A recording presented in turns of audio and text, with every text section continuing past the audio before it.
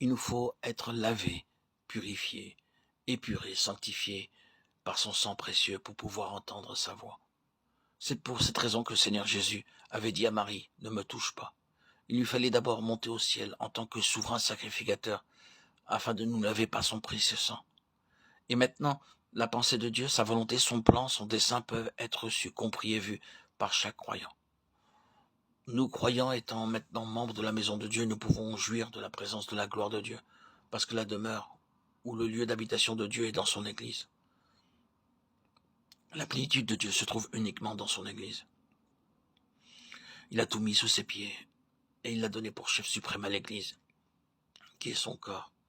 La plénitude de celui qui remplit tout en tous. Éphésiens 1, 22, 23. En lui, tout l'édifice bien coordonné s'élève pour être un temple saint dans le Seigneur. En lui, vous êtes aussi édifiés pour être une habitation de Dieu en esprit. Éphésiens 2, 21, 22.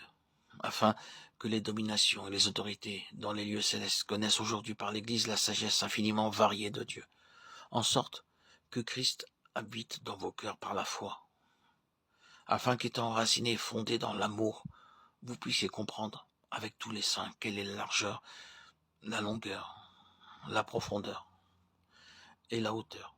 À lui soit la gloire dans l'Église et en Jésus-Christ, dans toutes les générations, au siècle des siècles. Amen. Éphésiens 3, 10, 17, 18, 21. La plénitude de Dieu ne se trouve que dans son Église. Le lieu d'habitation de Dieu, c'est l'Église. Et la sagesse infiniment variée de Dieu ne se manifeste qu'au moyen de l'Église. La plénitude de l'amour de Dieu est contenue et ne peut être vue que dans son Église. Et elle est manifestée à travers elle. La gloire de Dieu dans sa plénitude et pour l'éternité se manifeste dans l'Église.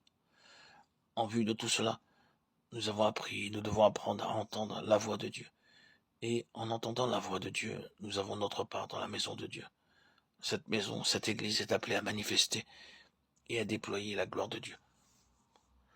Chacun de nous peut avoir sa part dans cette Église en jouissant de sa paix parfaite, en étant soumis à sa seigneurie et à sa royauté. Christ l'est comme fils sur sa maison, et sa maison, c'est nous, pourvu que nous retenions jusqu'à la fin la ferme confiance et l'espérance dont nous nous glorifions. C'est pourquoi, selon ce que dit le Saint-Esprit aujourd'hui, si vous entendez sa voix.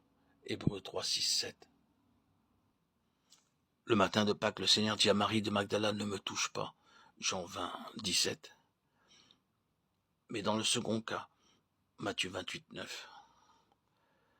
Et cela ne se produisit que quelques minutes plus tard. Le Seigneur Jésus-Christ, lors de cette nouvelle apparition, permit aux femmes de le toucher, lorsqu'elles s'approchèrent pour lui saisir les pieds. À Marie, il dit, ne me touche pas, et aux autres femmes, il leur permet de le toucher. Ces deux faits se produisirent le même matin de Pâques. Pourquoi le Seigneur dit-il à Marie, ne me touche pas? Lui-même donne la raison. Car je ne suis pas encore monté vers mon Père, Jean 20, 17. Il spécifie clairement, je ne suis pas encore monté. Cela signifie que notre Seigneur dut d'abord monter au ciel, dans un but très précis, avant que qui que ce soit puisse le toucher, après sa résurrection. Pourquoi est-il monté? Pour offrir dans le lieu céleste, en qualité de souverain sacrificateur éternel, son propre sang en notre faveur. Et il est entré une fois pour toutes dans le lieu très saint, non avec le sang des boucs et des veaux, mais avec son propre sang, et a obtenu une rédemption éternelle. Hébreux 9, 12. Cela signifie que le corps physique du Seigneur Jésus-Christ ne pouvait être sujet à la corruption et à la décomposition, comme le nôtre. Dans le psaume 16, verset 10, nous trouvons une prophétie. Tu ne permettras pas que ton bien-aimé voie la corruption.